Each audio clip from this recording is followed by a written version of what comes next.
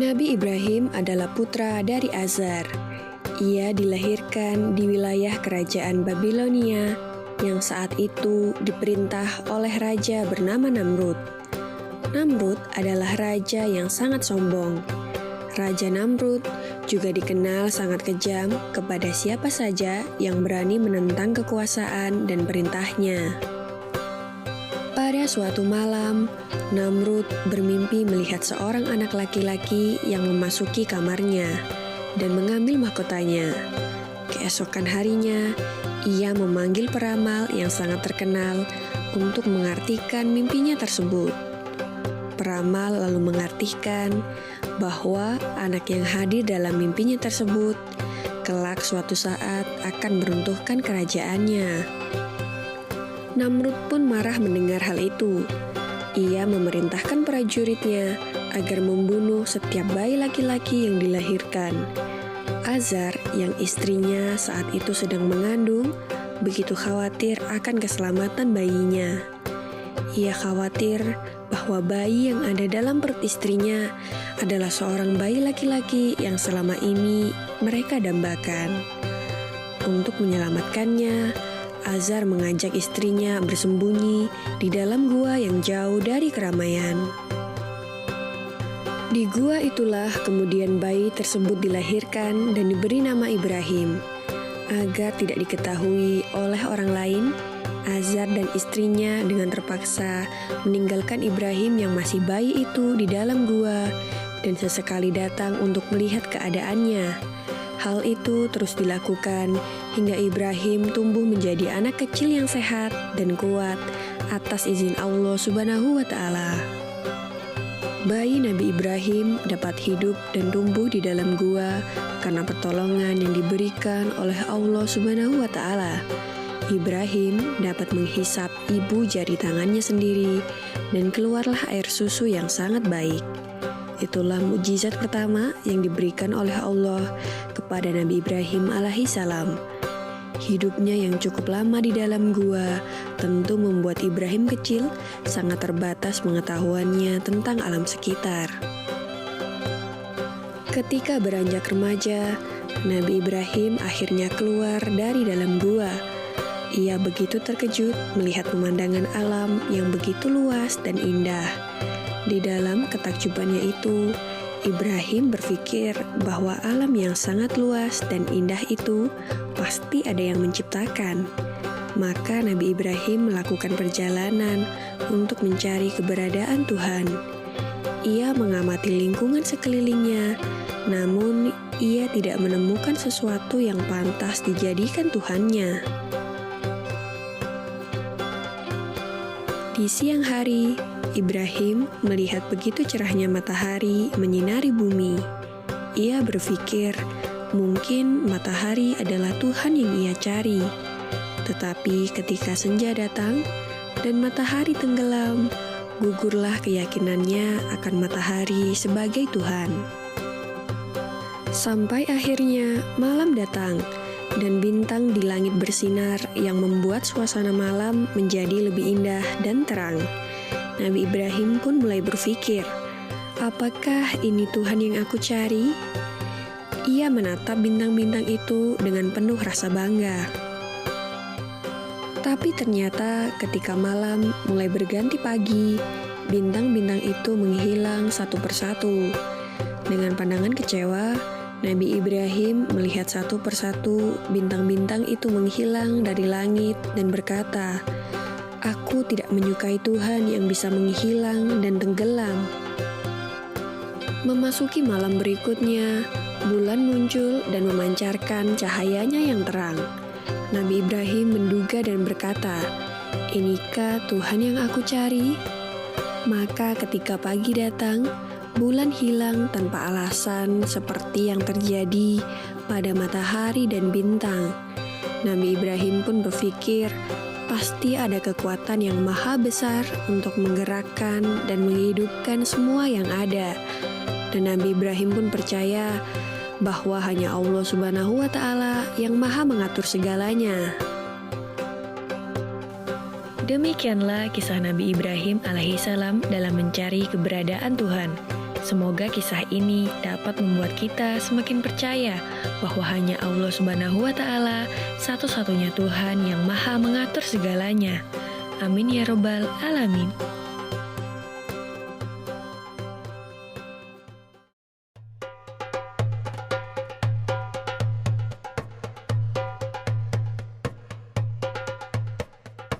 Ketika Nabi Ibrahim alaihissalam hendak pergi, Siti Hajar mencoba menahannya dan berkata, "Wahai Ibrahim, kemana engkau hendak pergi? Apakah engkau akan meninggalkan kami di sini tanpa bekal untuk mencukupi kebutuhan kami?" Nabi Ibrahim tidak menjawab dan tetap beranjak pergi. Siti Hajar pun kembali bertanya, "Apakah Allah yang memerintahkanmu melakukan hal ini?" Nabi Ibrahim pun menjawab, "Ya, Allah lah yang memerintahkanku." Siti Hajar pun kembali berkata, "Kalau begitu Allah tidak akan membiarkan kami." Mendengar jawaban Siti Hajar, Nabi Ibrahim pun akhirnya pergi dari tempat itu. Setelah melewati sebuah bukit, hingga tak terlihat oleh Siti Hajar dan anaknya Ismail, ia pun berbalik. Ia memandang ke arah Baitullah sembari berdoa meminta kepada Allah agar segala kebutuhan istri dan anaknya senantiasa tercukupi. Nabi Ibrahim kemudian kembali ke negeri Syam untuk menemui istrinya Sarah atas perintah Allah. Di padang pasir yang tandus bernama Makkah itu, Siti Hajar kebingungan mencari sumber air untuk Ismail yang terus menangis karena kehausan. Maka berlarilah Siti Hajar ke sana kemari tanpa arah tujuan. Berkali-kali ia pulang pergi antara Bukit Syafa dan Marwah, tetapi tidak didapatnya setetes air pun. Tiba-tiba Siti Hajar mendengar suara yang memerintahkan agar Ismail diletakkan di sebuah tempat. Maka diletakkanlah Ismail di tempat sesuai perintah yang ia dengar. Dengan izin Allah Subhanahu wa Ta'ala, kaki bayi Ismail yang menghentak-hentak itu seketika muncul mata air dari dalam pasir dengan derasnya. Lalu Siti Hajar pun segera meminum sepuasnya dari sumber mata air itu, dan Ismail pun berhenti menangis. Tak lama kemudian, mata air itu makin melimpah. Jibril pun berkata kepada air itu, "Zam-zam," yang berarti berkumpullah. Maka dengan izin Allah, mata air itu mengumpul. Sampai sekarang, mata air itu tidak berhenti mengeluarkan air, dan dapat kita kenal dengan sebutan air Zam-zam. Peristiwa berlari-larinya Siti Hajar antara Bukit Safa dan Marwah dalam mencari sumber air akhirnya dijadikan salah satu rukun haji yang dinamakan sa'i. Para muslim yang menjalankan ibadah haji diwajibkan berlarian kecil sebanyak 7 kali antara kedua tempat itu. Kemudian datanglah suatu rombongan kafilah Arab dan suku Jurhum yang kebetulan sedang kehausan dan mencari-cari air. Sampai di kota Mekkah, tiba-tiba mereka melihat burung-burung yang sedang berterbangan di atas suatu bukit. Mereka menduga pasti ada sumber air di tempat burung-burung itu. Dan ternyata dugaan mereka benar. Di tempat itu, mereka dapati Siti Hajar dan putranya Ismail berada di tepi mata air yang jernih dan makmur. Maka orang-orang Arab itu menemui Siti Hajar dan memohon izin untuk mengambil air dari tempat itu. Siti Hajar mempersilahkan dan minumlah seluruh anggota kafilah itu dengan puas. Setelah sekian lamanya, kemudian Nabi Ibrahim datang ke Mekah untuk menjenguk istri dan anaknya. Sesampainya di sana, terkejutlah beliau melihat mata air yang melimpah dan tenang di tempatnya. Juga di sekitarnya terdapat desa yang subur dan makmur. Beliau pun lega karena istri dan anaknya ternyata masih hidup sehat dan tercukupi. Siti Hajar lalu menceritakan semua kejadian yang pernah ia alami kepada suaminya. Mendengar itu, Nabi Ibrahim kemudian memuji kebesaran Allah Subhanahu wa Ta'ala yang telah mengabulkan doanya terdahulu, agar istri dan anaknya itu serba dicukupi kebutuhan hidupnya. Demikianlah kisah Nabi Ismail dan ibunya Siti Hajar dalam menemukan sumber mata air Zam-Zam. Maha suci Allah atas segala kebesaran dan kuasa-Nya.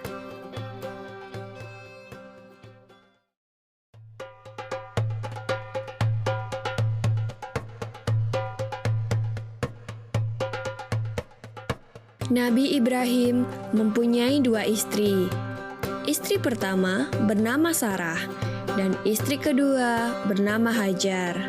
Sarah melahirkan seorang anak laki-laki yang dinamakan Ishak, dan Hajar melahirkan anak laki-laki juga yang bernama Ismail. Sarah merasa kurang senang hidup bersama Hajar. Berkali-kali ia meminta kepada suaminya agar Hajar dan anaknya dipindahkan ke tempat lain. Akan tetapi, Nabi Ibrahim tidak segera menurutinya.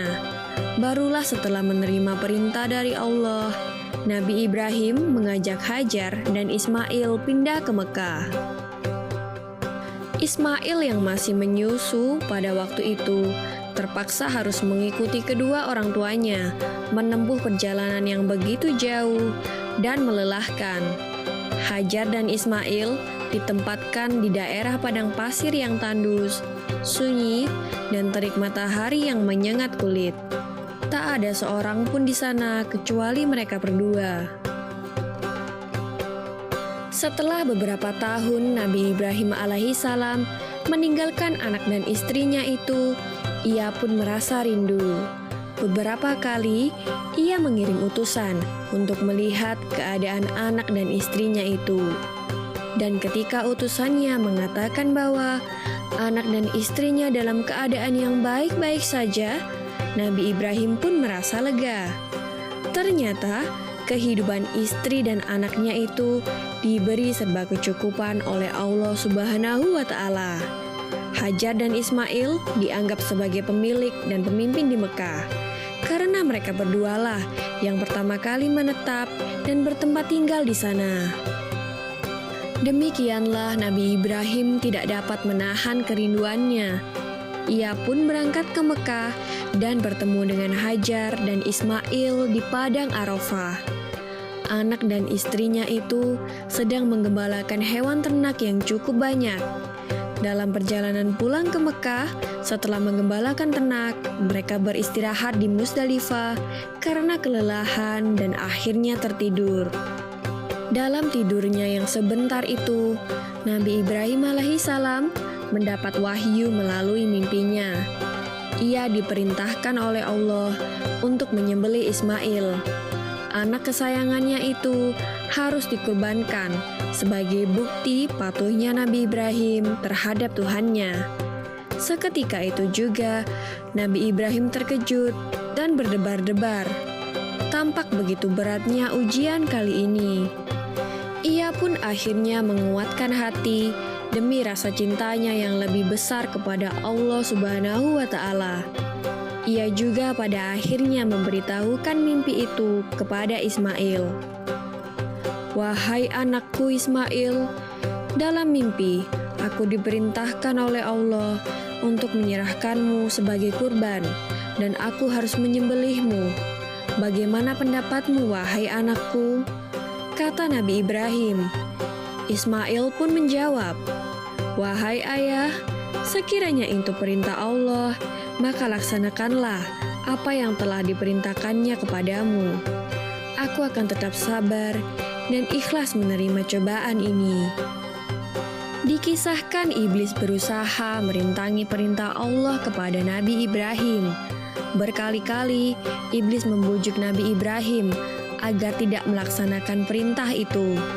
Namun Nabi Ibrahim tetap melaksanakan perintah Allah, dan godaan iblis yang begitu dahsyatnya tak akan mampu meruntuhkan ketaatan Nabi Ibrahim kepada Allah. Nabi Ibrahim membawa Ismail ke atas bukit. Di sana, Ismail mengenakan kain penutup mata dan pedang tajam pun sudah dipersiapkan.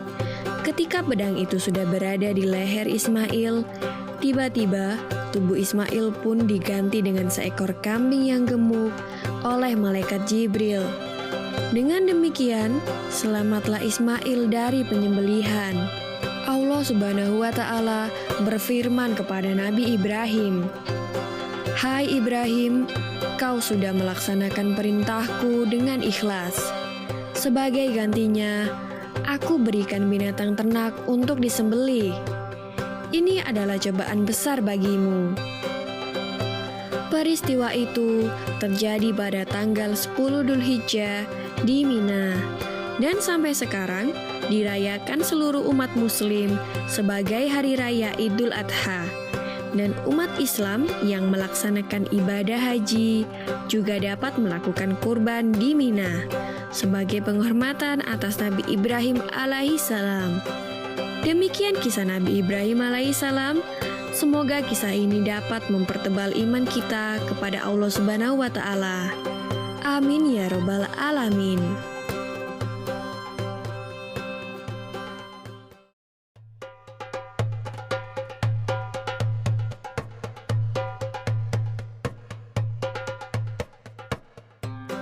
Saat berkunjung ke Mekah, Nabi Ibrahim mendapati putranya yang sedang duduk di dekat sumber mata air Zam-Zam.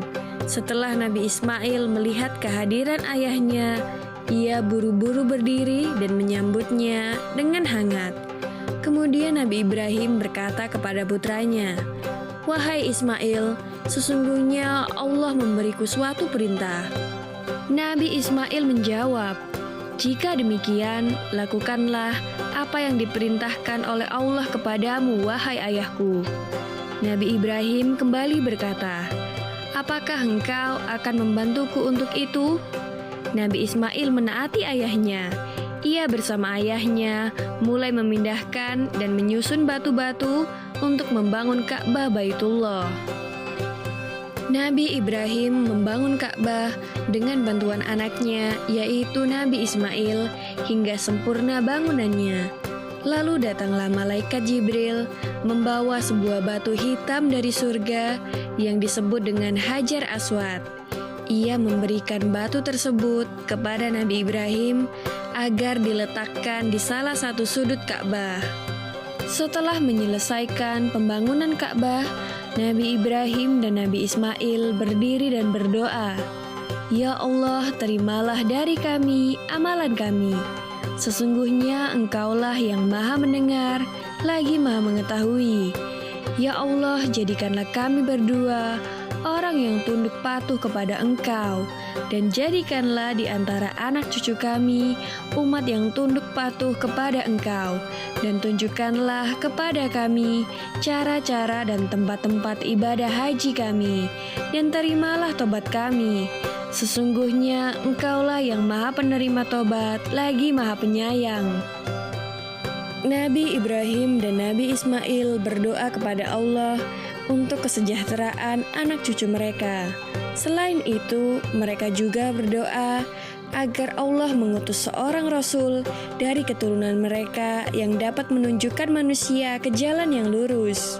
Ya Allah, utuslah untuk mereka seorang rasul dari kalangan kami yang akan membacakan kepada mereka ayat-ayat-Mu dan mengajarkan kepada mereka Al-Quran dan As-Sunnah serta menyucikan mereka. Sesungguhnya Engkaulah yang Maha Kuasa, lagi Maha Bijaksana. Allah Subhanahu wa Ta'ala mengabulkan doa Nabi Ismail dan ayahnya. Allah mengutus seorang nabi dari keturunan Ismail, yaitu Nabi Muhammad SAW, seorang rasul yang mengajak seluruh manusia untuk menyembah Allah dan meninggalkan penyembahan terhadap berhala. Beliau juga mengajarkan budi pekerti yang luhur dan mulia, sebagaimana sesuai dengan doa Nabi Ismail dan ayahnya. Namun pada saat Nabi Muhammad SAW berusia 30 tahun dan belum diangkat menjadi Rasul pada saat itu, bangunan Ka'bah sempat diperbaiki akibat banjir bandang yang melanda kota Mekah. sempat terjadi perselisihan antar kepala suku atau kabilah ketika hendak meletakkan kembali batu Hajar Aswad. Namun berkat penyelesaian oleh Nabi Muhammad, perselisihan itu berhasil diselesaikan tanpa ada pihak yang dirugikan. Demikianlah kisah Nabi Ibrahim alaihissalam yang membangun Ka'bah di Mekah. Semoga dengan kisah ini kita dapat mengambil hikmah dan tidak meninggalkan kewajiban kita untuk beribadah kepada Allah Subhanahu wa Ta'ala. Amin ya Rabbal 'Alamin.